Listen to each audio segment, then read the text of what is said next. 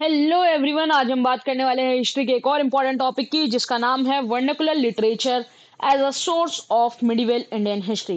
तो as you all know, history के ना तीन पीरियड्स हैं हमारे: एंशियंट, मिडिवल एंड मॉडर्न। तो एंशियंट, मिडिवल एंड मॉडर्न में से हम बात कर रहे हैं मिडिवल इंडियन हिस्ट्री के टॉपिक की। मिडिवल इंडियन हिस्ट्री के अंदर as you all know, politically अगर हम बात करें तो दिल्ली सल्तनत और मुगल एम्पायर इसका मोस्ट ऑफ द पीरियड इनके अंदर इसके अंदर इन्वॉल्व होता है। तो इन दोनों को पढ़ने के लिए अगर हम सोर्सेज की बात करें तो वी ऑल नो कि पर्शियन तारीख ट्रेडिशंस है। जैसे कि दिल्ली सल्तनत के जो हिस्टोरियन थे बर्नी, उनके बारे में हम बात कर चुके हैं, जियाउद्दीन बर्नी के बारे में, उनके वर्क के बारे में हम बात कर चुके हैं, कैसे उनका वर्क कितना ज़्यादा हिस्टोरिकल है और कितना हिस्टोरिकल नहीं है, मतलब उनके वर्क्स की कुछ अचीवमेंट्स और लिमिटेशंस। ये हमारे चैनल की फर्स्ट वीडियो थी, अगर तुमने अभी तक नहीं देखी है तो यार जाके देखो, बढ़िया वीडियो है, अच्छा रिस्पॉन्स है उस पर। नेक्स्ट हमारा मुगल एम्पायर। मुगल एम्पायर के अंदर वी हैव पर्शियन तारीख एंड ट्रेडिशन एज नॉर्मल, और इसके अंदर हमारे पास है बाबरनामा, अकबरनामा एंड हुमायूंनामा, जिनमें से Baburnama is a autobiography and other two is biography.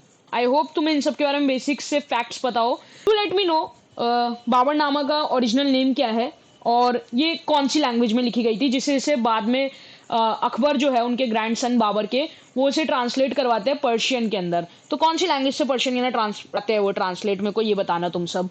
इसके अलावा इन दोनों के लिए हमें सोर्सेज पता है पढ़ने के लिए, लेकिन ऐसा तो नहीं ना कि मिडिवल इंडियन हिस्ट्री के ना सिर्फ मुगल एम्पायर और दिल्ली सल्तनत ही रहे हैं। यहाँ पे राजपूत्स भी एग्जिस्ट किया करते थे और भी अलग अलग छोटे मोटे रूलर्स हैं अलग अलग जगह के जो एग्जिस्ट कर रहे हैं इस टाइम पे भी। उनकी हिस्ट्री का है, उनके बारे में कौन बात करेगा? ये सबसे ज्यादा बेसिक क्वेश्चन रहता है as a student, history student. मैंने भी तब पहली बार मिडिवल इंडियन हिस्ट्री पढ़ी थी, तो मेरे को भी यही चीज दिमाग में आई थी कि हम मिडिवल इंडियन हिस्ट्री के ना इतना ज्यादा इन सबको क्यों पढ़ते हैं, दिल्ली सल्तनत को, मुगल एम्पायर को। ऑल दो ये लोग बाहर से आए थे, बट फिर भी इनका इतना ज्यादा इन्फ्लुएंस रहता है कि मिडिवल इंडियन हिस्ट्री का द पार्ट के ना इन्हें कवर किया जाता है, क्योंकि इनके सोर्सेज की अवेलेबिलिटी बहुत ज्यादा है। लेकिन इसका मतलब ये नहीं है कि हमारे पास राजपूत को या फिर और लोकल रूलर्स को पढ़ने के लिए सोर्सेज नहीं है। We have our vernacular literature. यहीं पे हमारी वर्नाकुलर लिटरेचर की इंपॉर्टेंस शुरू होती है। वर्नाकुलर से अगर मैं बताऊं क्या मतलब है, तो ये है वर्क, ऐसे कुछ वर्क या फिर लिटरेचर जो कि लोकल लैंग्वेज में लिखे गए हो, और ये उन लोगों का पर्सपेक्टिव, लोकल आइडेंटिटी और एक तरह से सोशल वैल्यूज दिखाता है, क्योंकि हर वर्क वही दिखाता है। जैसे कि ये जो पर्शियन तारीख ट्रेडिशंस है, ये लोग क्या दिखाते हैं, ये इनका पर्सपेक्टिव दिखाते हैं, रूलर्स का पर्सपेक्टिव दिखाते हैं।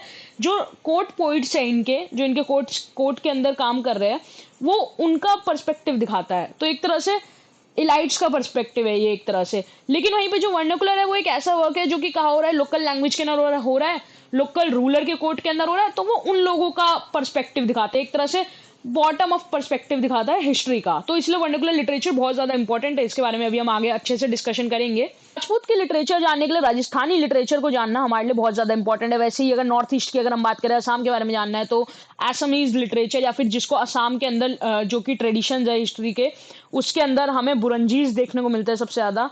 आई होप मैंने प्रोनाउंसिएशन सही किया है, बुरंजीज होते हैं। और बंगाली में बहुत सारा वर्क मिलेगा हमें, ब्रजभाषा के अंदर बहुत ज्यादा वर्क मिलेगा। आई नो तुम में से बहुत सारे लोग ब्रजभाषा पढ़ने आए हैं यहाँ पे, और हम अच्छे से डिस्कस करेंगे इसके बारे में। तो यह है वर्नाकुलर लिटरेचर की थोड़ी सी इंपॉर्टेंस, की जहां पे हम मिडिवल इंडियन हिस्ट्री को दिल्ली सल्तनत और मुगल एम्पायर के सोर्सेज की तरफ से ही देख पाते हैं, बस पर्शियन तारीख एंड ट्रेडिशंस की अवेलेबिलिटी से। लेकिन वहीं पे हमारे वर्नाकुलर लिटरेचर भी बहुत ज्यादा हमें मिलते हैं। अब ये चीज तो दोनों ही टेक्स्ट के अंदर क्वेश्चनेबल है कि कितना हद तक ये लोग यूज किए जा सकते हैं हिस्टोरिकल सोर्स की तरह, क्योंकि जैसे हमने बढ़ने की बात की थी, हर सोर्स की अपनी अचीवमेंट एंड अपनी लिमिटेशंस है, और उन्हें हमें कॉशियसली अप्रोच करना है, क्योंकि ऑब्वियस है पर्सनल बायसनेस किसी में भी आ सकती है। बर्नी के वर्क में भी हमने देखा कि हमें कैसे उनके पर्सपेक्टिव को हटा के उसको एक हिस्टोरिकल सोर्स की तरह हम उनके वर्क को देख सकते हैं। तो वैसे ही सेम इन सब ब्रजभाषा पोइट्स है ना, इन सब लोगों के लिए जाती है। हाँ, इनफैक्ट साउथ इंडिया के अंदर भी हम तेलुगु और तमिल वाले भी लिटरेचर्स की बात करेंगे, जो कि हमें मदद करता है मिडिवल इंडियन हिस्ट्री को रिकंस्ट्रक्ट करने में, या फिर मुगल एम्पायर की हिस्ट्री को रिकंस्ट्रक्ट करने में। एक तरह से मुगल एम्पायर का एक अलग पर्सपेक्टिव दिखाने के लिए, क्योंकि डोमिनेंट पर्सपेक्टिव तो हमें पर्शियन का दिखा दिया गया है, लेकिन व्हाट अबाउट वर्नाकुलर लिटरेचर, उसके अंदर लोकल लैंग्वेजेस के ना, लोकल लोग इनके बारे में क्या सोचा करते थे, इन्हें कैसे परसीव किया करते थे मुगल एम्पायर को, है ना। इन सब के बारे में हम ओवरऑल इन सब के बारे में हम बात करने वाले इस लेक्चर के अंदर।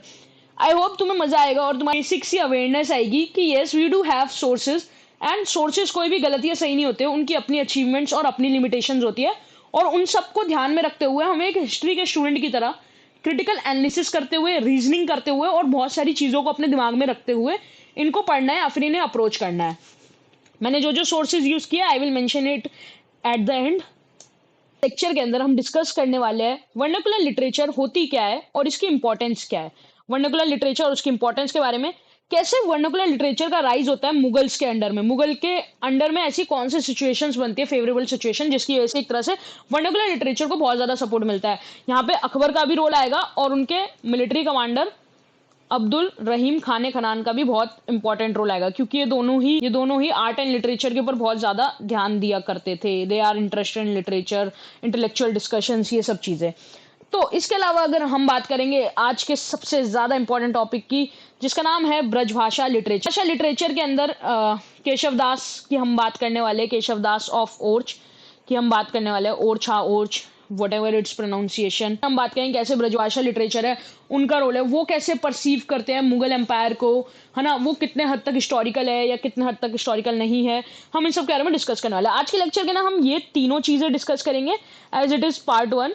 एंड इफ यू वांट, अगर तुम्हें लगे तुम्हें जानना है राजस्थानी लिटरेचर, आई नो तुम सबको जाननी चाहिए राजस्थानी लिटरेचर, राजपूत के बारे में बहुत कुछ बताया गया इनके अंदर कि वहां पे कैसे पॉलिटिक्स चल रही है, क्या चल रहा है क्या नहीं, वो सब चीजें इन्होंने अपफ्रंट फॉर्म के अंदर इन सब चीजों को दिखाया जा रहा है इन राजस्थानी लिटरेचर्स के ना। इसके अलावा संस्कृत लिटरेचर, कैसे संस्कृत लिटरेचर है क्या है, किन सब के बारे में बात करेंगे। तेलुगु एंड तमिल लिटरेचर जो कि बहुत ज्यादा इंपॉर्टेंट है, इनके बारे में हम बात करेंगे। So do let me no part 2 तुम्हें चाहिए तो। अगर आगे चलते हैं और स्टार्ट करते हैं अपना पहला टॉपिक।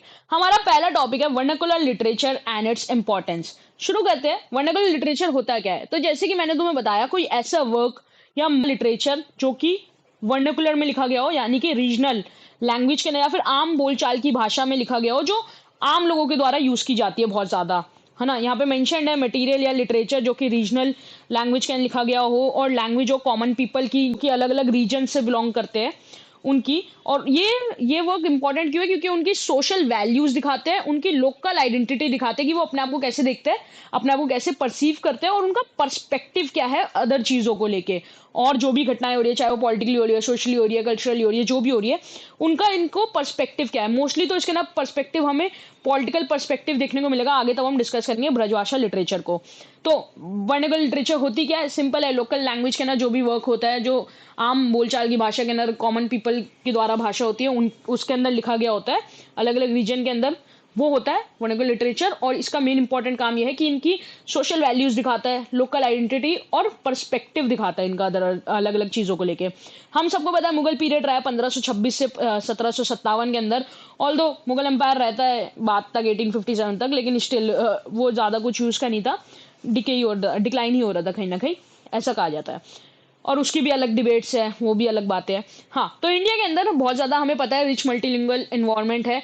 आज ही इतना डाइवर्स नहीं है इंडिया लैंग्वेजेस के अंदर, बल्कि पहले भी हुआ करता था, तो वैसे मुगल टाइम पे भी था। ऑल्दो मुगल्स ने उन्होंने ऑफिशियली अडॉप्ट किया था पर्शियन को, अपने एडमिनिस्ट्रेटिव वर्क के लिए या फिर ऑफिशियल वर्क्स के लिए उन लोग पर्शियन का यूज करा करते थे, क्योंकि मुगल्स हैव अ थिंग एक कि बाबर ने भी खुद को पर्शियन रूलर्स के साथ एसोसिएट करने की कोशिश की थी, क्योंकि उस टाइम पे सफविद एम्पायर के साथ इन्होंने बहुत ज्यादा एसोसिएट होने की कोशिश की थी। Even as we know, Iran के राजा हुमायूं को काफी ज्यादा सपोर्ट मिला था इन लोगों का, सफविद। तो इनकी एक पॉलिटिकल राय, तो ये अपने आप को पर्शियंस के साथ बहुत ज्यादा लिंक किया करते थे, क्योंकि Persian is very rich culture उस टाइम पे, तो उसके साथ ये लोग अपने आप को कनेक्ट करने की कोशिश करते थे। लेकिन इसके अलावा डेवलपमेंट भी हो रही थी अलग अलग लिटरेचर की भी, अलग अलग लैंग्वेज के अंदर ऐसे ऐसे काम किए जा रहे थे जो रीजनल लैंग्वेज में लिखे जाए, जैसे कि ब्रजभाषा के अंदर लिखे जाए, हिंदी के अंदर लिखे जाए, बंगाली और इवन उर्दू, जो कि फ्यूजन होता है हिंदी और पर्शियन डायलेक्ट का, वो भी इसी टाइम पे इवॉल्व होता है मुगल पीरियड के दौरान। तो अलग अलग वर्क्स है, जैसे कि संस्कृत के वर्क्स को ट्रांसलेट करवाया गया था पर्शियन के अंदर एम्परर अकबर के द्वारा, जैसे कि हमने बात की थी, और इसके असद बाबरनामा भी करवाई थी इन्होंने। वो क्वेश्चन तुम्हें बताना है कि बाबरनामा का ओरिजिनल नाम क्या था और वो किस लैंग्वेज में लिखी गई थी। ये अकबर इसलिए करवाते हैं संस्कृत टेक्स्ट को ट्रांसलेट पर्शियन के अंदर, क्योंकि वो इनडायरेक्टली प्रमोट करते हैं वर्नाकुलर लिटरेचर को और फैसिलिटेट कर रहे होते हैं इंटरकल्चरल एक्सचेंज। क्योंकि अकबर का पीरियड ना बहुत ज्यादा लिटरेचर के मामले में या फिर इंटेलेक्चुअल लेवल के मामले में बहुत अच्छा रहता है, क्योंकि दे हैव इबादत खाना, डिस्कशंस हो रहे हैं, रिलीजियस डिबेट हो रहे हैं, डिस्कशंस हो रहे हैं, सारी चीजें चल रही होती है अकबर के टाइम पीरियड के, इसलिए। अब हम बात करते हैं कि कॉलोनियल हिस्टोरियंस ने वर्नाकुलर लिटरेचर को इग्नोर क्यों किया। कॉलोनियल हिस्टोरियंस बहुत लंबे समय तक रिजेक्ट करते रहते वर्नाकुलर लिटरेचर को, क्या है कि एक हिस्टोरिकल वे नहीं है लिखने का। एंड इवन वो तो ये माना करते थे कि हिस्ट्री राइटिंग इंडिया के अंदर किसी को आती ही नहीं है तब तक ब्रिटिशर्स नहीं आ जाते या फिर ब्रिटिश का कॉलोनियल रूल स्टैब्लिश नहीं हो जाता, उससे पहले ऐसा बिलीव किया करते थे कि हम लोगों को हिस्ट्री राइटिंग आती ही नहीं है उनके आने से पहले, before the advent of Britishers. वो सिर्फ कंसिडर किया करते थे राज तरंगिणी को एक हिस्टोरिकल टेक्स्ट की तरह। आई होप तुम सब जानते हो Rajatarangini is a one of the earliest historical book we have, है ना, ऐसा कहा जाता है क्योंकि वो एक प्योर हिस्टोरिकल सेंस के अंदर है, क्योंकि उसके ना क्रोनोलॉजी बहुत ज्यादा फॉलो की गई है ना, डायनेस्टिक रिकॉर्ड है रूलर्स का, किंग्स का, कश्मीर की है राज तरंगिणी, ओके, कश्मीर के रिगार्डिंग हमें बहुत ज्यादा डिटेल देती है। कलहन वो है जिन्होंने इसको लिखा था, कलहन, तो इसे राज तरंगिणी ऑफ कलहन कहा जाता है। और ब्रिटिशर्स है ना इसी को बस हिस्टोरिकल टेक्स्ट मानते थे, तो वो कहते थे कि बस इंडिया के अंदर इससे हमसे पहले हिस्ट्री राइटिंग किसी को आती नहीं थी और सिर्फ एक टेक्स्ट है भाई राज तरंगिणी, वो है एक हिस्टोरिकल टेक्स्ट। उसके अलावा बाकी सारे टेक्स्ट है ना वो सब उसके ना मिथ है, सारी मिथ है और कोई भी हिस्टोरिकल राइटिंग नहीं है। लेकिन कॉलोनियल व्यू है, ये कॉलोनियल व्यू है, स्कूल ऑफ थॉट होते हैं, तो इनमें भी हमारे हिस्टोरियंस होते हैं अलग अलग, जैसे एक होते हैं नेशनलिस्ट हिस्टोरियन हमारे, जो भी अभी हम जिनके बारे में बात करेंगे, ये थे कॉलोनियल हिस्टोरियंस। तो ये कॉलोनियल व्यू है इनका कि वो इंडिया को कैसे परसीव किया करते थे, हमारी हिस्ट्री राइटिंग, हमारे वर्नाकुलर को कैसे अप्रोच क्या करते हैं वो लोग। अरे नेशनल हिस्टोरियन है पार्थ चैटर्जी। पार्थ चैटर्जी इसको लेके आर्ग्यू करते हैं अपने work history in the vernacular के अंदर। हिस्ट्री इन द वर्नाकुलर मेरा एक सोर्स भी है, वन ऑफ द सोर्सेज है जिसके according I am telling you all these details. तो हिस्ट्री इन द वर्नाकुलर एक बुक है जो कि को एडिट की गई है पार्थ चैटर्जी के द्वारा, एंड पार्थ चैटर्जी ने इसके अंदर इंट्रोडक्शन लिखा है, और ये पूरी इन्फो जो है वो उस इंट्रोडक्शन से ही है कि वो वर्नाकुलर को कैसे परसीव करते हैं। तो हिस्ट्री इन द वर्नाकुलर के अंदर पार्थ चैटर्जी चैलेंज करते हैं इनको, इस आइडिया को ब्रिटिश के। वो आर्ग्यू करते हैं कि वर्नाकुलर लिटरेचर है ना कोई रिलीजियस या फिर लिटरेरी एक्सप्रेशन नहीं है, सिर्फ एक, मतलब मेयर, सिर्फ एक, कोई हमने ऐसा कोई काम नहीं है कि हमने बस लिख दिया रिलीजियसली कि भाई हम रिलीजन पे लिख रहे हैं तो लिख देते हैं, और एक लिटरेचर का एक्सप्रेशन है तो लिख दिया, बल्कि वो हमें दिखाता है, वर्नाकुलर लिटरेचर हमें दिखाता है कि अल्टरनेटिव फॉर्म भी हो सकती है हिस्टोरिकल कॉन्शियसनेस की। मतलब हम लोग हिस्टोरिकली कॉन्शियस थे, we know how to write a history, लेकिन हमारी बस एक अल्टरनेटिव फॉर्म है, हम उनकी तरह नहीं लिखते। तो इसका मतलब ये नहीं कि हमारी कोई हिस्ट्री नहीं है, हम लोग अलग अलग फॉर्म्स के अंदर लिखते हैं, जैसे कि गाने के फॉर्म के अंदर फोकलोर्स तो बहुत फेमस है यार, हम सबने कोई ना कोई फोकलोर सुनी हुई है, जियोलॉजीज, लोकल क्रॉनिकल्स की फॉर्म के अंदर हम लोग हिस्ट्री लिखा करते थे, और ये एक तरह से हमारा अल्टरनेटिव फॉर्म है हिस्टोरिकल कॉन्शियसनेस का। और इवन हमारे यहाँ पे ऑर्डिनरी पीपल है वो ऑडियंस होते थे, क्योंकि हम लोग एक ऐसी भाषा के ना लिख रहे हैं, वर्नाकुलर लोकल लैंग्वेज के ना लिख रहे हैं, ताकि वो सभी लोगों तक एक्सेसिबल हो, रेदर देन ये मुगल एम्पायर के रिकॉर्ड्स की तरह, फिर पर्शियन तारीख ट्रेडिशंस की तरह, जो कि सिर्फ पर्शियन लैंग्वेज में लिखी जाए, जो एक तरह से उस टाइम पे लैंग्वेज ऑफ इलीट्स होती थी, है ना। तो वही चीज कहते हैं कि हम लोग यहाँ पे even vernacular literature ordinary people के लिए भी है एज अ ऑडियंस, ना कि सिर्फ इलाइट लोगों के लिए। तो ये हिस्ट्रीज हमें दिखाती है कि पॉपुलर कॉन्शियसनेस था इंडिया के अंदर, सोशल वैल्यूज है और मोरालिटी भी है। ये जो वर्नाकुलर लिटरेचर है, जैसे कि हमने स्टार्टिंग में बात किया था, ज्यादा इंपॉर्टेंट है हमारी सोशल वैल्यूज के लिए, लोकल आइडेंटिटी, पर्सपेक्टिव के लिए।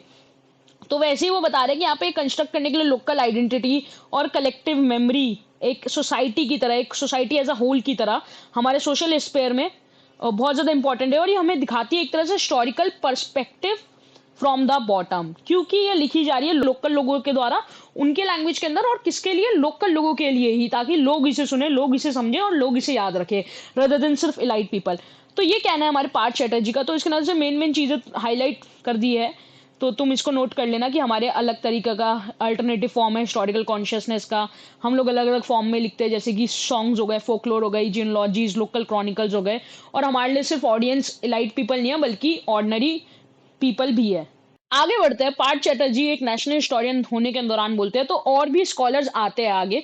स्कॉलर्स है जैसे कि वी नारायण राव, जिनका पूरा नाम वेलचेरू है, चेरू हम आगे आ जाएगा लिखा हुआ, कोई दिक्कत नहीं, Velcheru Narayana Rao, Sanjay Subrahmanyam and David Schulman.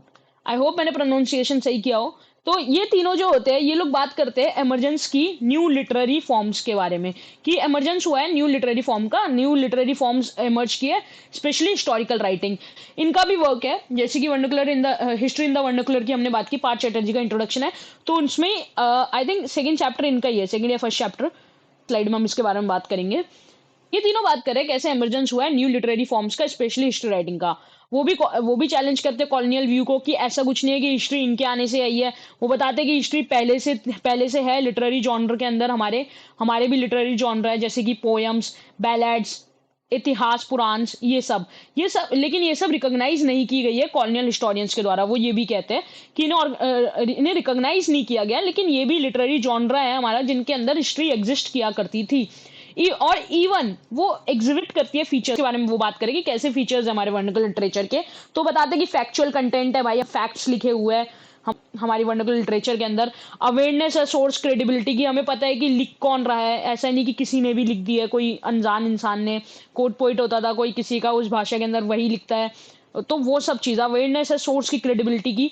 Secular causal explanation है, इसका मतलब ऐसा कुछ नहीं है कि इवेंट्स को मिथिकली लिंक किया गया, बल्कि इवेंट्स लॉजिकली लिंक्ड है।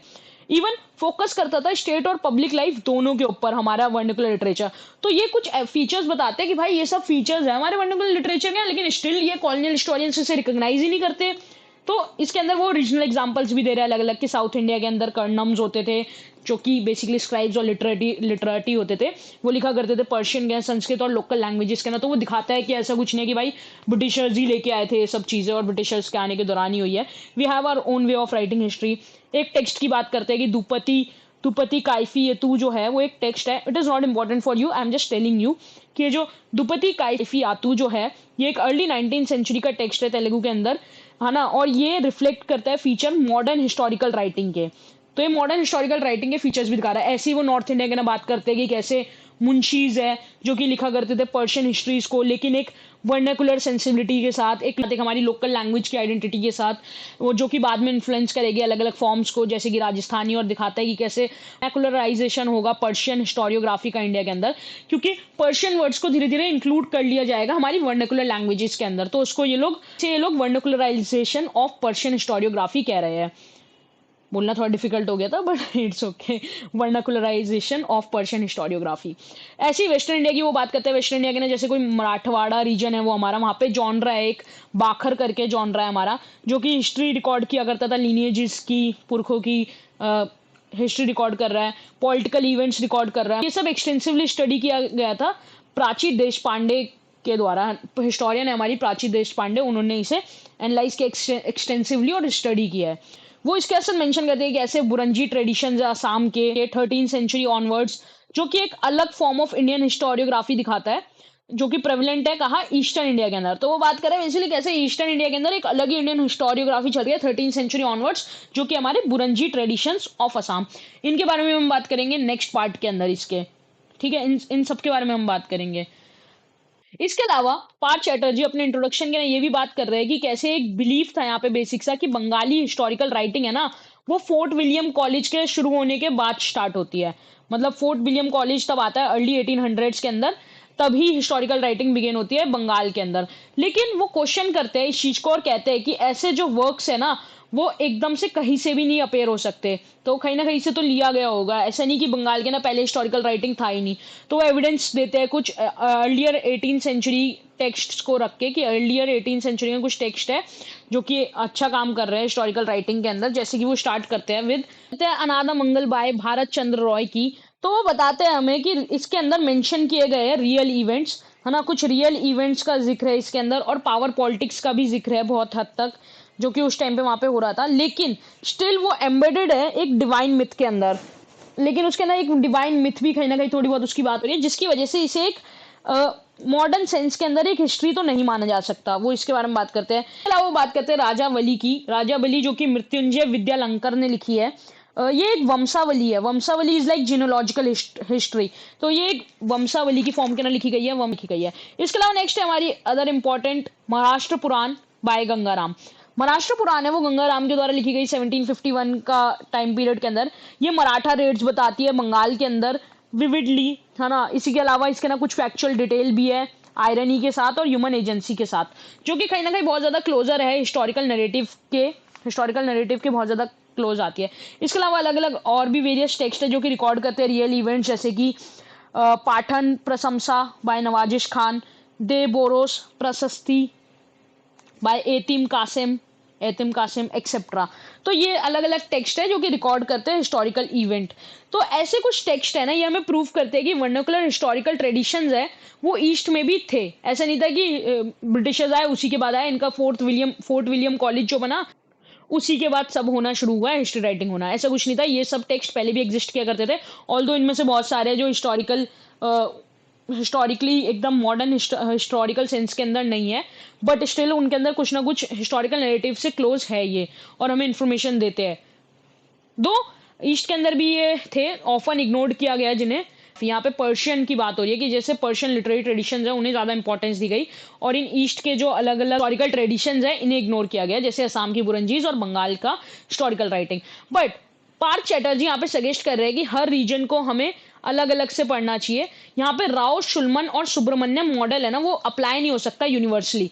मतलब वो इसके ना बात क्या कर रहे हैं अगर मैं बताऊं, तो वो सिंपल सी बात कर रहे हैं। जैसे राव, शुल्मन और सुब्रमण्यम ने कह दिया था कि भाई ये वर्निकुलर हिस्ट्रीज है, ये लिखी जा रही है अलग अलग फॉर्म के अंदर, पोइट्स, पोएम्स, बैलड्स, है ना, इतिहास पुराण के अंदर, और इन्हें ऑफन रिकॉग्नाइज नहीं किया जाता। इसके अलावा ये लोग एग्जिबिट भी करते हैं फीचर्स। तो उसी के बारे में बात कर रहे हैं फीचर्स की, कि ऐसा नहीं होता कि हर वर्निकुलर लिटरेचर ये सब फीचर्स दिखाएगा, एग्जिबिट करेगा।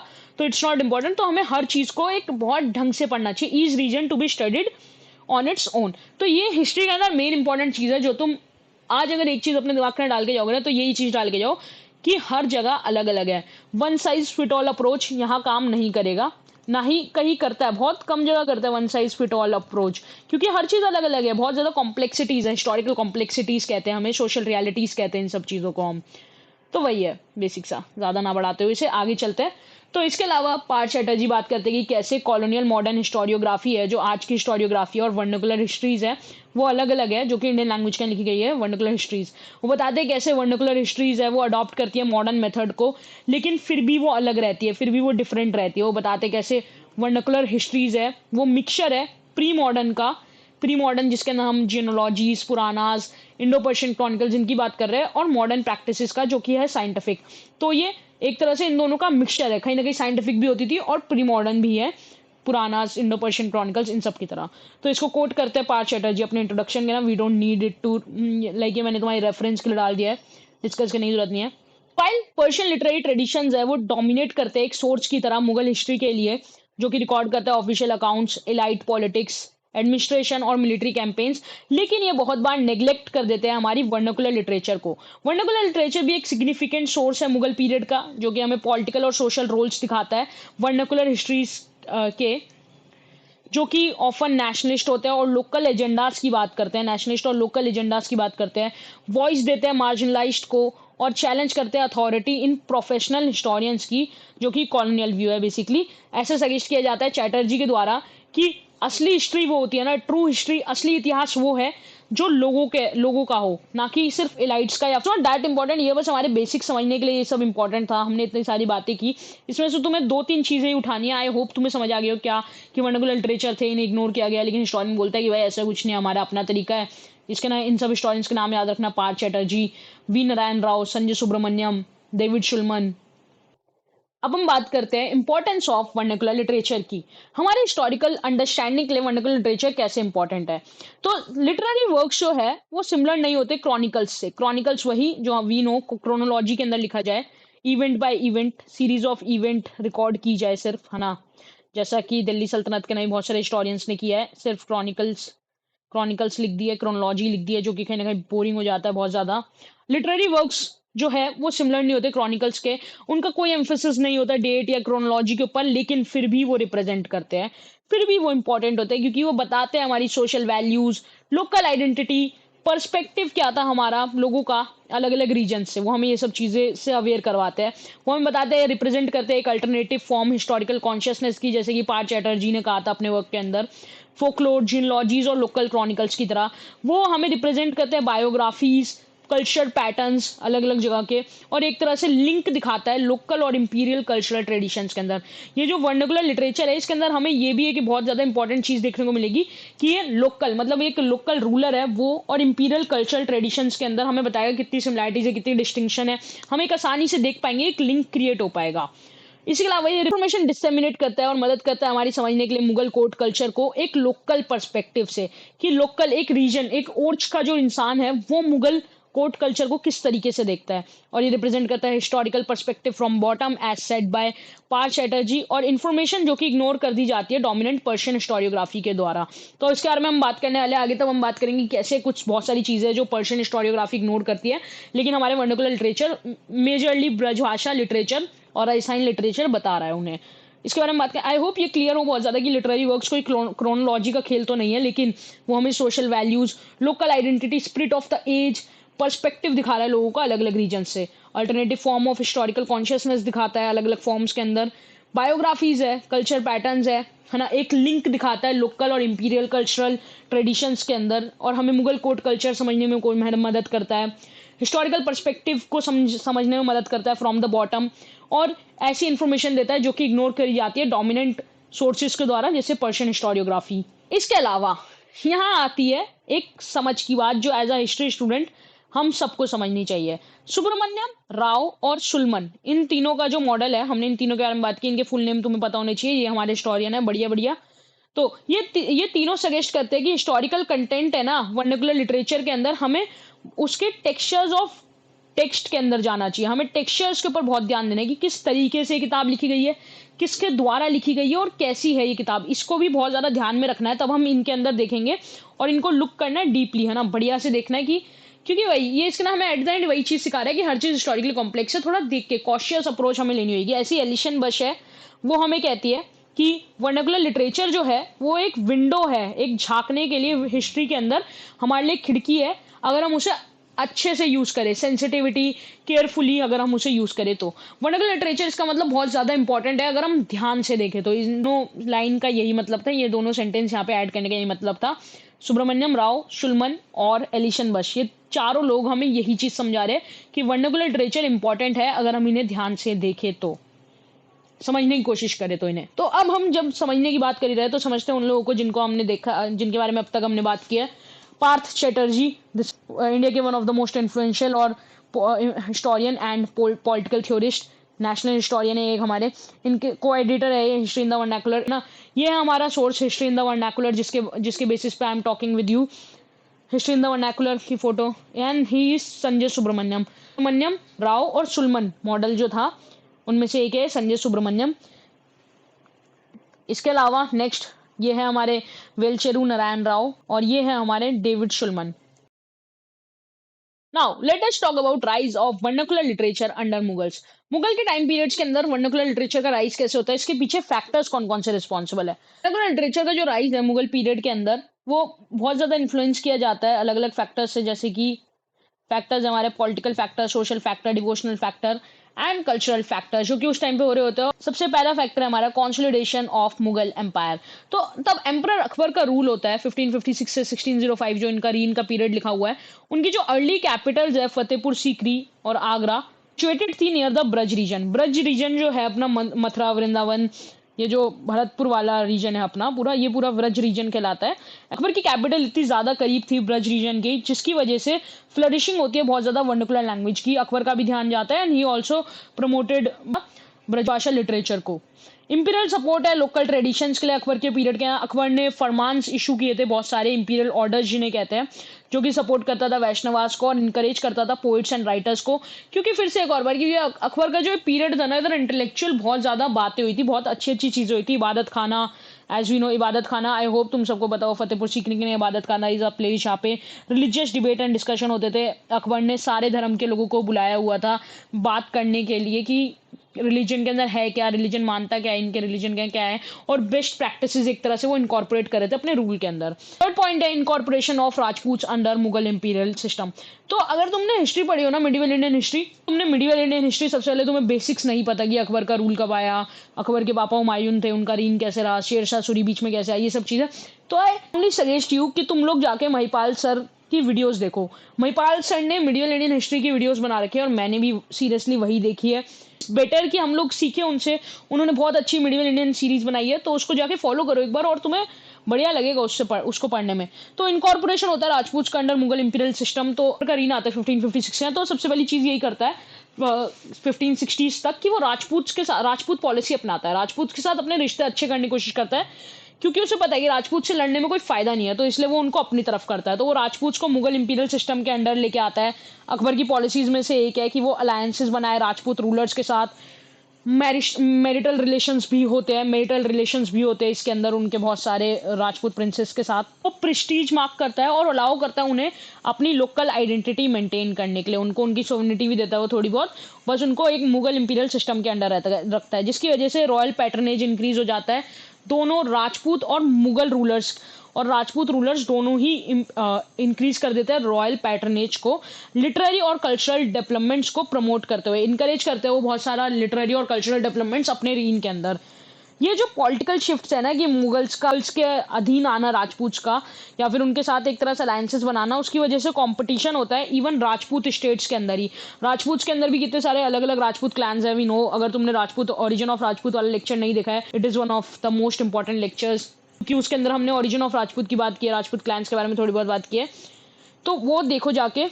तो ये जो पॉलिटिकल शिफ्ट है ना, इसकी वजह से कंपटीशन है राजपूत स्टेट्स के अंदर वो बढ़ता है, और वो लोग आपस में compete करते हैं प्रमोट करने के लिए अपनी लिटरेचर को, अपने आर्ट एंड कल्चर को, through their cultural patronage. Patronage is like, if you know, कि किसी को कमीशन करना किसी काम के लिए, लोगों को बढ़ावा देना कि तुम ये काम करो, ये काम करो, मैं पैसे दे दूंगा, वो वाली चीज। जैसे इन्होंने पोइट्स को इनकरेज किया इनकी भाषा के लिखने के लिए, वो सब चीजें। ये पॉलिटिकल इन्वायरमेंट की वजह से फर्टाइल ग्राउंड क्रिएट होता है वर्नाकुलर लिटरेचर के फ्लरिश करने के लिए। तो अभी तक हमने देखा कैसे मुगल एम्पायर का कॉन्सोलिडेशन हो रहा है, क्योंकि उनकी कैपिटल अकबर की बहुत पास है ब्रज रीजन के, इसकी वजह से फ्लरिश हो रही है वर्नाकुलर लिटरेचर। इसके अलावा इंपीरियल सपोर्ट भी है लोकल ट्रेडिशंस के लिए। अकबर एज अ रूलर बहुत ज़्यादा सपोर्ट कर रहे हैं अलग अलग रिलीजन के लोगों को और अलग अलग ट्रेडिशंस को। राजपूत जैसे ही मुगल इंपीरियल सिस्टम के अंडर आते हैं, वो लोग भी अपना पैटर्नेज इंक्रीज करते हैं इस लिटरेरी और कल्चरल डेवलपमेंट्स के अंदर, और इवन कंपटीशन हो जाता है राजपूत स्टेट्स के अंदर कि हमारा रिच कल्चर है, हमारा रिच लिटरेचर है, वो सब दिखाने के लिए, जिसकी वजह से इवेंचुअली फ्लरिश होती है हमारी वर्नाकुलर लैंग्वेजेस। ये सब तो थे पॉलिटिकल फैक्टर्स। अब हम बात करते हैं सोशो कल्चरल फैक्टर्स की। भक्ति मूवमेंट है, भक्ति मूवमेंट एज यू नो इससे पहले के पीरियड से चल रहा है। तो ब्रज रीजन के अंदर जो कि हब माना जाता है कृष्ण सेंटर्ड भक्ति का, क्योंकि एज यू नो भाई गोवर्धन है, वृंदावन है, मथुरा है, सब वही है। तो इसकी वजह से ब्रज रीजन एक कल्चरल हब की तरह बनता है कृष्णा सेंटर्ड भक्ति का, और वर्नाकुलर लिटरेचर का यूज और ज्यादा बढ़ जाता है। मतलब उसके अंदर लिखना, उसके अंदर बोलचाल और ज्यादा बढ़ती है, और इसकी वजह से वो एक फ्लेक्सिबल मीडियम बनता है लोकल पीपल के लिए, लोकल लोगों के लिए बहुत ज्यादा फ्लेक्सिबल मीडियम बन जाता है। इसकी मैंने मेंशन किया ब्रज रीजन जो है, इवन भरतपुर की साइड जो कि राजस्थान का पार्ट है, वहां पे भी हमें बहुत ज्यादा देखने को मिलता है कैसे ब्रज का चलन है, और अलग अलग जगह पे भी बहुत ज्यादा वाइड स्प्रेड हो जाता है ब्रज भाषा का एज अ लैंग्वेज। तो कि यूजुअली डिवोशनल सॉन्ग्स है जिनको पद्स कहते हैं, वो लिखे जाते थे ब्रजभाषा के अंदर, जो कि एक वर्नाकुलर लैंग्वेज है इंस्टेड ऑफ संस्कृत। पोइट्स हमारे सूरदास, हरिराम व्यास और हित हरिवंश एंड स्वामी हरिदास, ये सब लोग कृष्ण स्टोरीज को एक्सेसिबल बनाते हैं लोकल कम्युनिटीज के लिए। ये इन वर्क्स को अपने अपने काम को ब्रजभाषा के अंदर लिखते हैं ताकि और लोगों तक पहुंचे, लोकल कम्युनिटीज को एक्सेसिबल हो, लोकल लोग समझ पाए, क्योंकि पहले ये सब चीजें लिमिटेड होती थी संस्कृत के अंदर। जैसे हमारे जो मंत्र है, वेद है, वो सब है, वो इतने ज्यादा एक्सेसिबल नहीं होते लोगों को। लेकिन अब वर्नाकुलर लैंग्वेज का तब चलन हो रहा है, तो ये लोग जो है, ये कुछ 16th सेंचुरी के पोइट्स है, सूरदास, हरिराम व्यास, हित हरिवंश और स्वामी हरिदास, ये सब इन कृष्णा की स्टोरीज को एक्सेसिबल बनाते हैं लोकल कम्युनिटीज के लिए, और इनके वर्क्स धीरे धीरे पार्ट बन जाते हैं, एक लिविंग पार्ट ऑफ सोसाइटी का। क्योंकि अगर आज भी तुम जाओगे ना वृंदावन वाले रीजन की तरफ, मथुरा या फिर ब्रजवाल, बहुत सारे ऐसे भजन सुनने को मिल जाएंगे जिनके अंदर नरेटिव्स दिखाए गए, एक तरह से बातें बताई गई है, और आज भी बहुत ज्यादा चलन में। इवन तुमने कभी ना कभी ब्रजभाषा सुनी ही होगी, इतना ज्यादा ये वर्नाकुलर लिटरेचर, वर्नाकुलर लैंग्वेज की तरफ फ्लरिश करता है। इस तरीके से हम देखते हैं कि राइज है वर्नाकुलर लिटरेचर का मुगल पीरियड के अंदर, वो बहुत सारे मल्टीपल फैक्टर्स की वजह से होता है। ये वर्नाकुलर लिटरेचर ना कि सिर्फ लिमिटेड है नॉर्दर्न इंडिया तक, बल्कि इनका राइज अलग अलग पूरे सब कॉन्टिनेंट के अंदर देखने को मिल सकता है। जैसे कि ब्रजभाषा है अपने ब्रज रीजन के ना, अवधि है अपने अवध के ना, नॉर्थ इंडिया के अंदर। तो वर्नाकुलर से मतलब सिर्फ ये नहीं कि ब्रजभाषा ही है, ये सब भी वर्नाकुलर है। बंगाली है अपनी ईस्ट के अंदर, और तेलुगु और तमिल है साउथ के अंदर। इनके बारे में हम डिस्कस करेंगे कब, अगले पार्ट के अंदर, पार्ट 2। तो अब हम बात करते हैं इस वीडियो के सबसे ज्यादा मोस्ट अवेटेड पार्ट की, ब्रजभाषा लिटरेचर। डायरेक्टली स्किप मत कर देना ब्रजभाषा लिटरेचर के ऊपर, वो पहले की चीजें भी थोड़ा समझ लो, चाहे 2x में समझ लेना। भाषा लिटरेचर की हम बात करते हैं। ब्रजभाषा लिटरेचर के मैंने इन दोनों का नाम क्यों लिखा है, एलिसन बश एंड संध्या शर्मा। मैंने इन दोनों का नाम इसलिए लिखा है क्योंकि इन दोनों के sources I am using and हम इनके एक तरह से पर्सपेक्टिव से इस पूरे ब्रजभाषा लिटरेचर को समझने वाले हैं। दोनों ने ही केशव दास ऑफ ओट्स के बारे में बहुत अच्छे से मेंशन किया है क्योंकि he is one of the most important Brajbhasha poets है ना, जिन्होंने ब्रजभाषा के अंदर कुछ कॉम्पोजिशंस किए, कुछ कुछ लिखा है और वो अच्छा लिखा है काफी हद तक। तो उनके बारे में हम बात करते हैं। ब्रजभाषा लिटरेचर एमर्ज करती है एक बहुत ज्यादा इंपॉर्टेंट वर्नाकुलर लैंग्वेज की तरह मुगल पीरियड के अंदर, और इसे रिकॉग्निशन मिलता है ना ही सिर्फ एक कृष्ण भक्ति मीडियम की तरह, मतलब सिर्फ इसलिए नहीं कि ब्रजभाषा को एक कृष्ण भक्ति मीडियम की तरह यूज किया जा रहा था, बल्कि एक सोफेस्टिकेटेड कोटली लैंग्वेज भी है हमारी ब्रजभाषा। तो आज तक जिसे नहीं पता था, ब्रजभाषा सिर्फ कृष्ण भक्ति या फिर भक्ति के मीडियम के लिए यूज नहीं की जाती, बल्कि एक सोफेस्टिकेटेड कोटली लैंग्वेज भी है। ओरिजिनेट करती है अपने ब्रज रीजन में, जो कि अपना मथुरा, वृंदावन, भरतपुर ये वाला एरिया, और फ्लरिश करती है बिटवीन 16th और 18th सेंचुरी के अंदर।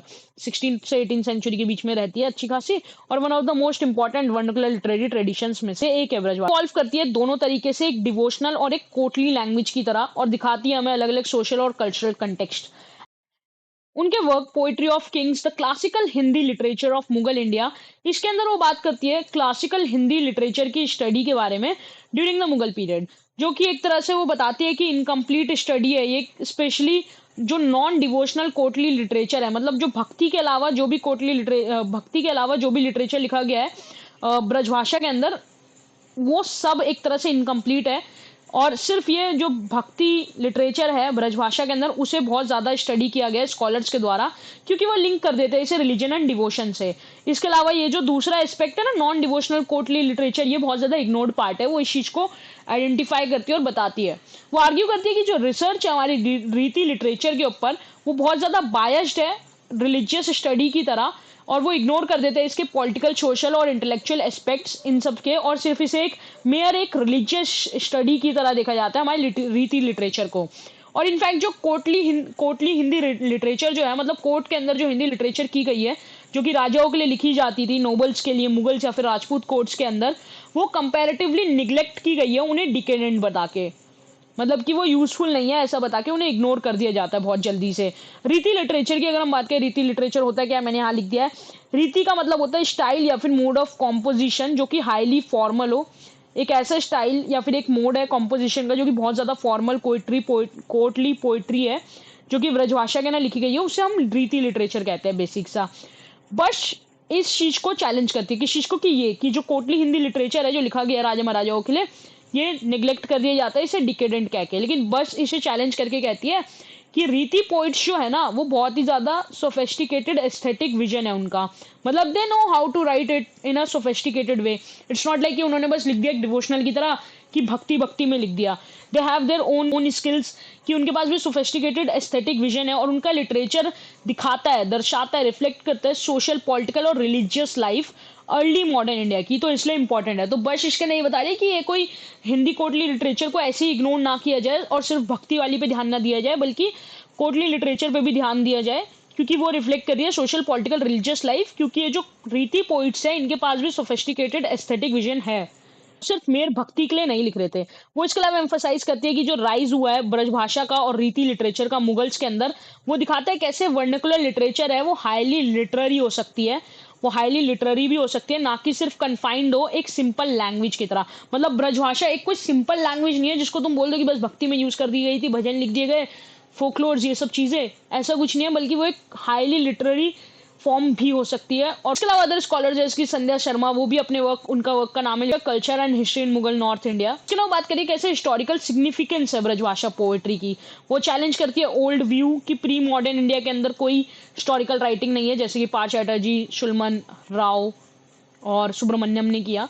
और वो बताते हैं कि कैसे वर्नाकुलर पोएम्स जो है वो पोएम्स को एक जेन्युइन हिस्टोरिकल सोर्स की तरह, ये पोएम्स है, ये लिखी गई थी कोर्ट ऑफ राजपूत या फिर बुंदेला रूलर्स के अंदर, और ये दिखाती है, ये रिजेंबल करती है पर्शियन क्रॉनिकल्स को स्ट्रक्चर के अंदर, स्टाइल के अंदर। बता रही है बेसिकली कि ये जो पोएम्स है ना जो लिखी गई है इनके कोर्ट्स के अंदर राजपूत एंड बुंदेला रूलर्स को, ये भी सेम है पर्शियन क्रॉनिकल्स से स्ट्रक्चर के अंदर और स्टाइल के अंदर, लेकिन सिर्फ ये रिफ्लेक्ट करती है एक अलग मोड हिस्ट्री राइटिंग का इंडिया के अंदर, जैसे कि और सब स्कॉलर्स ने भी कहा। तो वही चीज संध्या शर्मा जी भी कह रही है, इंडिया के अंदर हम लोग कोई लैक नहीं करते थे हिस्टोरिकल राइटिंग, बल्कि वर्नाकुलर पोएम्स है वो हिस्टोरिकल सोर्सेज है। और वो हमें रिच इंसाइट्स दे रही है पॉलिटिकल इवेंट्स के बारे में, सोशल हायरार्कीज के बारे में बताती है हमें, रीजनल आइडेंटिटीज बताती है, कल्चरल लाइफ बताती है, और हिस्टोरियंस को एक ऐसा पर्सपेक्टिव जो कि डोमिनेंट पर्शियन क्रॉनिकल से अलग है। तो ये सब हम बात कर चुके हैं इंपॉर्टेंस ऑफ वर्नाकुलर लिटरेचर के ना, तो वही वाली सब चीजें हैं। बस इसके तुम्हें याद रखना कि संध्या शर्मा जी भी सेम चीज कह रही है, एलिशन बश भी ये कह रही है कोर्टली लिटरेचर मैटर करती है, क्योंकि ये पोइट सिर्फ राजाओं को खुश करने नहीं आया है, बल्कि ये खुद टीचर्स है, डिप्लोमैट्स है, हिस्टोरियंस और पॉलिटिकल कमेंटेटर्स है, जो कि बहुत ज्यादा इंपॉर्टेंट है हमें उस टाइम की लिटरेरी और सोशल लाइफ को समझने के लिए। और इसका बेस्ट एग्जांपल है हमारे सामने केशव दास ऑफ ओर्च।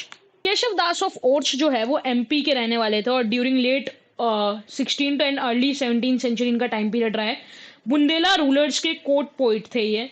तो उनका करियर स्टार्ट होता है तो बुंदेला का समीशन हो जाता है मुगल एम्पायर के अंडर। मधुकर शाह 1554 से 1592, इसके बाद इनके भाई आते हैं और इनके बेटे का रीन होता है फिर बाद में बीर सिंह देओ जी का 1605 से 1627 के बीच में। जैसे कि हमने पहले डिस्कस किया कि पॉलिटिकल शिफ्ट्स की वजह से कंपटीशन भी होता है राजपूत स्टेट्स के अंदर, और इसकी वजह से लिटरेचर का और आर्ट का ग्रोथ हो देखने को मिलता है हमें बहुत ज्यादा। इसकी वजह से ये जो कोटली हिंदी लिटरेचर है वो फ्लरिश करता है ओर्च के अंदर। इनके 8 मेजर वर्क है केशव दास ऑफ ओर्च के, जिनमें से कुछ फेमस वंस है वो है रसिक प्रिया, कवि प्रिया, जहांगीर जश चंद्रिका, वीर सिंहदेव चरित्र, क्लासिक्स ऑफ रीतिय ट्रेडिशन, जो कि रिफाइंड पोएटिक टेक्निक्स और कोर्टली सोफिस्टिकेशंस के साथ लिखे गए हैं। वो बिलोंग किया करते थे एक फैमिली ऑफ ब्राह्मण से, है ना, जो कि संस्कृत स्कॉलरशिप के लिए बहुत ज्यादा जाने माने थे, लेकिन स्टिल वो लिखते हैं वर्नाकुलर हिंदी के अंदर, जो कि है ब्रजभाषा फॉर ब्लेंड करते हैं संस्कृत के लिटरेरी प्रिंसिपल्स को ब्रजभाषा के साथ और क्रिएट करते हैं एक सोफिस्टिकेटेड वर्नाकुलर लिटरेचर, और दिखाते हैं कि वर्नाकुलर भी लिटरेचर की तरह भी लिखा जा सकता है और एलिगेंट भी हो सकता है। इनका वर्क एक तरह से प्रेसिडेंट की तरह सेट करते हैं, एक तरह से अर्ली वर्क्स में से एक है जो कि बाद में वर्नाकुलर लिटरेचर को मीडियम बनाएगा मुगल एरा कोर्ट्स का। आगे अगर हम बात करें तो केशव दास ऑफ ओर्च के बारे में संध्या शर्मा जी भी उनको एक की फिगर की तरह मानती है, बताती है और बताती है कि इनका हिस्टोरिकल ट्रेडिशंस का कितना ज्यादा इंपॉर्टेंट रोल है। इनका वर्क है जैसे कि रतन भवानी एंड वीर चरित्र के अंदर बताते हैं कि कैसे बुंदेलास का राइज हुआ है बुंदेलखंड रीजन के अंदर और उनकी इंट्रैक्शंस क्या रही है मुगल एम्पायर के साथ। वो मेंशन करती है कि इन टेक्स्ट की मदद से हमें पता लगता है मिलिट्री कैंपेन्स के बारे में, जिनोलॉजीज के बारे में और कोर्टली नेगोशिएशंस के बारे में जो उस टाइम पे हो रही होती है। केशव दास की रत्न भवानी जो है वो कहा जाता है प्रिंस रतन सेन के लिए लिखी होती है, प्रोबेबली जो है कमीशन करवाई गई होती है मधुकर शाह के द्वारा 1570 और 80s के बीच के अंदर, जो कि दिखाता है कैसे ओर्च का टेक ओवर कर लिया गया मुगल्स की गार्जियनशिप के अंदर और कैसे वो उनकी गार्जियनशिप के अंडर आते हैं, और एक लोकल ओर्च पीपल के पर्सपेक्टिव से उनकी फीलिंग्स वो सब है इस केशव दास की रत्न भवानी के अंदर। ये एक इसके अलावा ये भी मेंशन्ड है, इसके अलावा कुछ सोर्सेज के अंदर इसे एक स्टोरी बताई जाती है बुंदेला रूलर रतन सेन की, कि कैसे रतन सेन जो है बुंदेला रूलर जो कि मधुकर शाह के बेटे हैं वो अकबर की फोर्सेस के खिलाफ लड़ाई करते हैं। केशव दास इसके ना बात करते हैं कि कैसे एक असमंजस होती है, एक परप्लेक्सिटी होती है कि राजा रतन सेन के मन में कि क्या उन्हें भाग जाना चाहिए या फिर फाइट करना चाहिए, और इवेंचुअली वो मर जाते हैं लड़ते लड़ते, ऐसा कहा जाता है। इस ब्रेवरी और कॉम्बैट को इवन एडमायर किया जाता है अकबर के द्वारा भी, ऐसा भी उसके ना मेंशन्ड है। सो लाइक ये एक राजा के बहादुरता की कहानी है रतन सेन, है ना, रत्न भवानी रतन सेन राजा की। तो ओर्च के समीशन के बारे में पर्शियन सोर्सेज के अंदर हमें सिर्फ मुगल पर्सपेक्टिव देखने को मिलता है, लेकिन केशव दास का इसको लेके बहुत ज्यादा अलग पर्सपेक्टिव होता है मुगल वर्जन से, है ना। केशव दास इसे अलग तरीके से बताते हैं। ऑल दो ये जो पूरे एज अ होल अगर हम बात करें रतन भवानी की जो इंपॉर्टेंस है as a source of history, है ना, वो बहुत ज्यादा है, लेकिन फिर भी हमें थोड़ा कॉशियस रहना पड़ेगा। जैसे कि हमने बात की थी हर वर्क को लेकर हमें कॉशियस रहना पड़ेगा कि वो किस अंदाजे से लिखा जा रहा है, क्या कौन लिख रहा है उसे और किस लिए लिख रहा है, क्योंकि कोलैबोरेशन हुआ है फैक्ट्स का, बाद में बहुत सारे फैक्ट्स ऐड किए गए हैं इसके अंदर। जैसे कि for example Keshav Das mention नहीं करते रतन सेन की फाइट जो कि वो बिहाफ पे करते हैं मुगल्स के बंगाल कैंपेन के अंदर। तो इवन अब रतन भवानी के अकॉर्डिंग रतन सेन मर चुके हैं अकबर के खिलाफ लड़ते लड़ते एज अ हीरो, लेकिन मुगल सोर्सेज के अंदर हमें ये देखने को मिलता है कि रतन सेन है वो फाइट करते हैं मुगल्स के लिए ऑन द बिहाफ, मुगल्स के लिए फाइट करते हैं बंगाल कैंपेन के अंदर। तो ये कहीं ना कहीं मिस हो गया है केशव दास ऑफ ओर्च से। तो कहीं ना कहीं ये इनकी थोड़ा क्वेश्चन वाली चीजें होती है और ये कॉशियस यहाँ पे अपनाने की जरूरत है। एलिशन बस बता दी कि ये लोकल अकाउंट्स है, ये लोकल वे है हिस्टोरिकल और पॉलिटिकल होने का अर्ली मॉडर्न इंडिया के अंदर। केशव दास की इसके अलावा कवि प्रिय है। कवि प्रिय उनके पैटर्न कहा जाता है बुंदेला राजा इंद्रजीत जी है जिन्होंने कवि प्रिय को पैटर्नेज किया था। बुंदेलास की जियोलॉजी है, इसके अंदर कवि प्रिय के ना कोटली कल्चर के बारे में बात की गई है, कोटली हैपनिंग्स के बारे में बात की गई है और लाइवली डिस्कशन हुआ है 6 पातूर्स का। पातूर्स इज लाइक कोटेशंस, जो इनके कोर्ट में लोग हुआ करते थे उनके बारे में बहुत ज्यादा डिस्कशन किया गया है। जैसे इन ये 6 लोग हैं जिनको पातुर्स कहा गया, कोर्टेशंस, इनके बारे में बात की गई है। नवरंग रे, नयन विचित्र, तांतारंग, रंग रे, रंगामूर्ति, प्रवीण रे।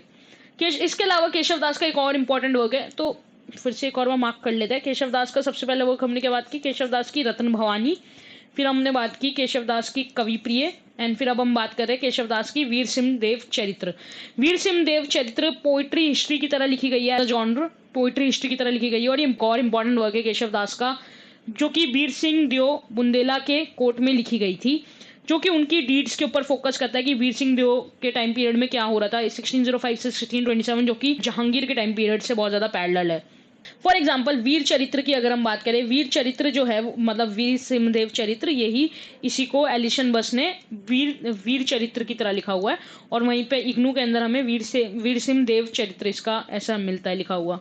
तो जैसे वीर चरित्र है वो रिकॉर्ड करती है कि बैटल हुआ है अकबर की फोर्सेज और मधुकर शाह की आर्मी के बीच में, जो कि पीछे हम रतन सेन के बारे में बात करते हैं ना वो वाली चीज, और वो हीरोइक डीड्स मेंशन करती है रतन सेन की। तो वीर सिंह देव चरित्र के ना ये भी मेंशन है कि रतन सिंह की कैसे फाइट होती है, और वो हाईलाइट करते हैं कि ऐसे बुंदेला की इनिशियल वीकनेस रहती है और कैसे राइज होता है बुंदेलास का अंडर वीर सिंह देव। तो वीर सिंह देव की डीड भी और उनको एक तरह से कनेक्ट भी कर रहा है मधुकर शाह और उनके रतन सेन के साथ। तो इसके अंदर ये बात कर रही है संध्या शर्मा की केशव दास की जो पोइट्री है ना वो हमें पॉलिटिकल और सोशल स्ट्रैटेजीज बताती है उस टाइम की। ये टेक्स्ट जैसे कि डिस्क्राइब कर रहा है वीर सिंह देव चरित्र कि कैसे वीर सिंह देव कॉन्सोलिडेशन करते हैं अपने पावर की, उनका अलायंस कैसा रहता है रेबिलियस सलीम के साथ, सलीम जो कि बाद में जिनका नाम जहांगीर है उनके साथ उनका अलायंस कैसे रहता है और क्या लोकल नेगोशिएशंस होती है, जिसकी वजह से कहीं ना कहीं हमें देखने को मिलता है बुंदेला अथॉरिटी कैसे शेप की जा रही है। ये जो नरेटिव्स है ना ये दिखाते हैं कि कैसे पोइट्स एक्ट करते हैं, ना कि सिर्फ एक पोइट्स की तरह बल्कि हिस्टोरियन पोइट्स की तरह, क्योंकि वो मोरल गाइडेंस दे रहा है रूलर्स को, लेजिटिमाइज कर रहा है उनकी डायनेस्टीज को सूर्यवंशी जियोलॉजीज के साथ और प्रिजर्व करता है रीजनल हिस्ट्रीज को। तो ये पोइट्स सिर्फ पोइट्स नहीं बल्कि हिस्टोरियन पोइट्स का काम भी कर रहे हैं इस तरीके से, क्या करके गाइडेंस देके रूलर को, लेजिटिमाइज करके उनके डायनेस्टीज को कि तुम सूर्यवंशी जियोलॉजी से आते हो और प्रिजर्व करते हैं उनकी रीजनल हिस्ट्रीज को। इसके अलावा एक और इम्पोर्टेंट वर्क है केशव दास का, वो है जहांगीर जस्ट चंद्रिका। जहांगीर जस्ट चंद्रिका जिसका लिटरल मीनिंग इंग्लिश के अंदर moonlight of fame of Jahangir होता है, 1612 में लिखी गई थी। एज यू नो जैसे तुम्हें पता ही लग रहा है जहांगीर के ऊपर है, तो प्रोबेबली कहा जाता है कि इसे कंपोज किया गया पैटर्नेज के अंदर इराज शहनवाज खान की। तो ये जो इराज खान जो है वो सन है, बेटे है किसके, अब्दुल रहीम खान खान के, जो कि अकबर के one of the closest nobles में से एक है और अकबर के कमांडर थे आर्मी के। और इनके फादर जो है बैरम खान, उन्होंने अकबर को ट्रेन किया था, है ना, वो एक तरह से रीजेंट रहे हैं काफ़ी टाइम तक अकबर के, बैरम खान, और काफ़ी फाइट जीती है इन्होंने। बैटल ऑफ पानीपत इन्हीं के अंडर में जीता गया था, जिसके नाम अकबर का लिया जाता है, लेकिन लीड ये कर रहे थे उस टाइम पे क्योंकि अकबर उस टाइम पे बच्चा ही था। तो अब्दुल रहीम खान खनान जो है उनके बेटे हैं राज खान, तो ये जहांगीर को एक तरह से खुश करने के लिए उनके लिए लिखवाते हैं जहांगीर जस्ट चंद्रिका, है ना। इसी के बाद ऐसा कहा भी जाता है, बहुत बार ऐसा भी कहा जाता है कि 1612 के ना इन्हें टाइटल दिया जाता है शाहनवाज इसी वजह से, क्योंकि जहांगीर इनसे खुश हो जाते हैं। तो एक प्रशस्ति फॉर्मेट के लिखी गई है। प्रशस्ति वो होती है जो यूलॉजी होती है, मतलब किसी के प्रेजेस में लिखी जाए। तो जहांगीर जस्ट चंद्रिका के अंदर इसके अंदर बहुत सारी तारीफें हैं जहांगीर की, अब्दुल रहीम खान खनान की, इवन बैरम खान की भी और इराज खान की भी, क्योंकि ऑब्वियस है वो पैटर्न कर रहे हैं।